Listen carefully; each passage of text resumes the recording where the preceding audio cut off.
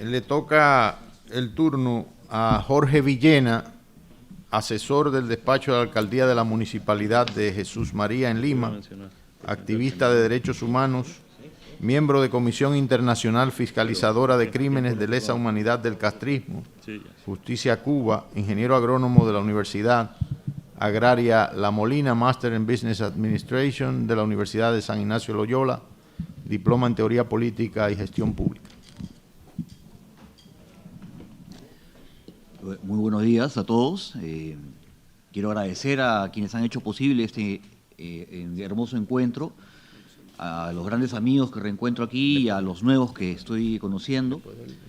Agradecer en especial a Orlando Gutiérrez, a quien considero un gran amigo y además un mentor, y a todos ustedes.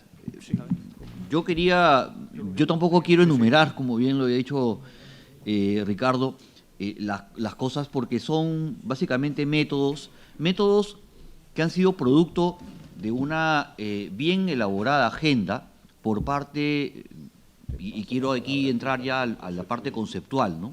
Todas estas expresiones del chavismo, el castrismo y el socialismo del siglo XXI son mutaciones de una forma de pensar que es el marxismo, ¿no?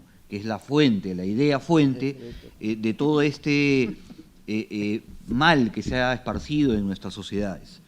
Y el marxismo no es otra cosa que un discurso de odio, ¿no? El que haya gente que piense que puede surgir o salir adelante hundiendo al otro, matando al otro, encarcelando al otro, es justamente una expresión de odio, ¿no? El marxista, por definición, no solamente odia a los demás, se odia a sí mismo, odia las tradiciones del país, odia la fe, odia la libertad, y quiere que tú también odies con tanta fuerza que al final en tu corazón termines siendo como él, ¿no? Entonces, esta degradación moral es la gran pena o la gran crisis moral de nuestros tiempos, ¿no? Que existan personas que difundan esta forma de pensar y de sentir la realidad. El marxismo en el Perú tuvo dos expresiones políticas, o tuvo muchas expresiones políticas, y las tiene, pero en 1980 tuvo dos expresiones políticas que tomaron la vía de las armas para capturar el poder. Una se llamó el Partido Comunista Sendero Luminoso, y el otro fue el Partido Comunista MRTA, el Movimiento Revolucionario Tupac Amaru. Fueron dos grupos terroristas que actuaron en simultáneo y sembraron el terror y la muerte en nuestro país para impulsar un proyecto político marxista. En los 90s, en el gobierno de Fujimori, fueron vencidos ambos movimientos o reducidos a su mínima expresión, y el día de hoy, ese proyecto marxista que tomó las armas, hoy día ha logrado llegar al poder a través de los votos. Y lamentablemente ha podido hacerlo porque esta crisis moral en la que ha vivido nuestro país durante los últimos 5 años, donde se agravó muchísimo la crisis, fue producto de una conjunción de factores, ¿no? Pero el principal ha sido esta crisis generada a raíz de la corrupción del Foro de Sao Paulo. El Foro de Sao Paulo, o alias el Foro de Puebla, es un contubernio mafioso de delincuentes dedicados a empobrecer y a robar, ¿no? Pero en realidad lo que ellos han estado haciendo con sus operadores, a través de las empresas brasileras que estuvieron haciendo estos operativos de corrupción, terminaron colocando en la cárcel a toda clase de políticos de izquierda, de derecha, de centro, de todas las vertientes, sin importar alcaldes, presidentes, ministros, congresistas, en fin, toda una serie de políticos importantes, toda una generación y años de trayectoria. Los peruanos los vimos entrar a prisión en los últimos años, y eso generó un impacto que tuvo una expresión electoral, evidentemente, ¿no? Eso tenía que impactar en la gente, en la confianza del elector, esta situación. Y en mi país siempre decimos, y lo digo siempre, el peruano no vota, el peruano veta. O sea, va a las urnas a hacer justicia electoral, a vengarse, ¿no? Disculpen la expresión, pero fue a decir, jódanse todos, ¿no? Aquí ahora voten, vamos a votar por este para que se jodan todos. Entonces, ese resultado de esa polarización, de esa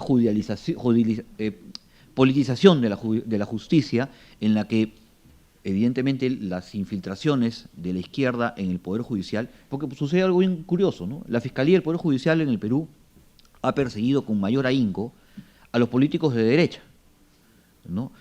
A la señora Fujimori la han metido presa 3 veces y ella nunca fue ministra, nunca fue presidenta, ¿no? Y a los que fueron ministros y presidentes siguen todavía en libertad. Entonces, hay una orientación política de la justicia. Y resulta bien curioso porque la corrupción del Foro de Sao Paulo está siendo investigada por los socios y amigos del Foro de Sao Paulo, y los responsables de esa corrupción terminan siendo los enemigos del Foro de Sao Paulo, ¿no? Esa es la historia triste que estamos viendo hoy en mi país, y creo que está sucediendo en muchos otros.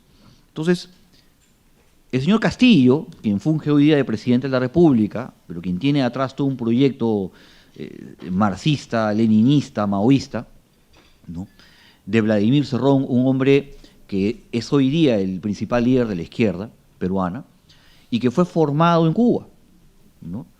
Él es médico neurocirujano y viene y ha sido gobernador, está condenado por delitos de corrupción, por eso hay un impedimento legal para que él pueda ejercer un cargo de ministro de Estado, pero es el que detrás en la sombra gobierna el país.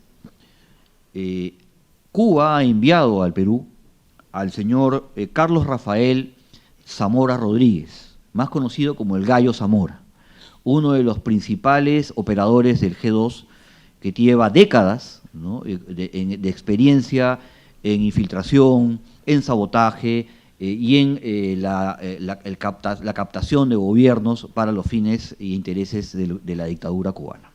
El Gallo Zamora es hoy día el nuevo embajador de Cuba en Perú. Ya nos presentamos ante él un par de veces en su casa, hemos ido a gritarle unas cuantas cositas, y creo que eso revela la importancia que tiene para Cuba hoy día el sostener al gobierno de Castillo y Cerrón, ¿no?, o al títere de Cerrón, el señor Castillo, en el poder.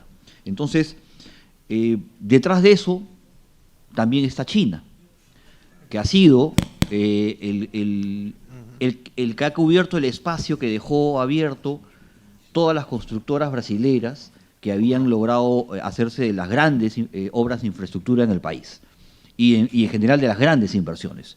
Ahora los chinos están metidos en energía, en medicina, en minería, en electricidad y hasta en telecomunicaciones, y además de la construcción. Entonces, hay una mezcla de intereses de todo tipo cruzados. Y viene a raíz de todo eso este intento de repetir lo que está ocurriendo en muchos países, sobre todo en Chile, que es el de derrocar o impulsar la Asamblea Constituyente para modificar la Constitución de nuestro país, que es la que permitió en los 90s que el Perú se convierta en una de las principales promesas de América Latina y que hoy día ha iniciado su retroceso. Entonces, creemos firmemente que una de las principales funciones de hoy de la oposición peruana es defender el modelo de la Constitución, que no sabemos exactamente por qué texto la quieren reemplazar, pero que todavía estamos haciendo lo posible por defender esa Constitución que todavía garantiza libertad y democracia en nuestro país. Libertad y democracia que, dicho sea de paso, están siendo amenazadas porque hemos permitido, y aquí también repito lo que se ha comentado antes, se ha permitido que se falte a la verdad. Y ese es el gran problema, ¿no? El sentido común, la verdad, están en riesgo, ¿no? Hoy día se inventan nuevas definiciones para llamar a las mujeres, para llamar a los hombres, para decir cómo son las cosas. Y creo que eso hay que combatirlo a partir de decir la verdad, ¿no?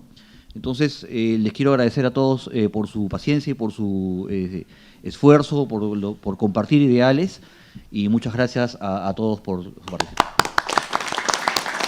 Muy bien, muchas gracias, Jorge Villena. Vamos a hacer un receso que va a anunciar el presidente del grupo. Vamos a tomar el receso porque tenemos una conferencia de prensa programado, después vamos al almuerzo e inmediatamente después entramos con la diputada Chiari del Partido Republicano de Chile, después del almuerzo. Muchas gracias.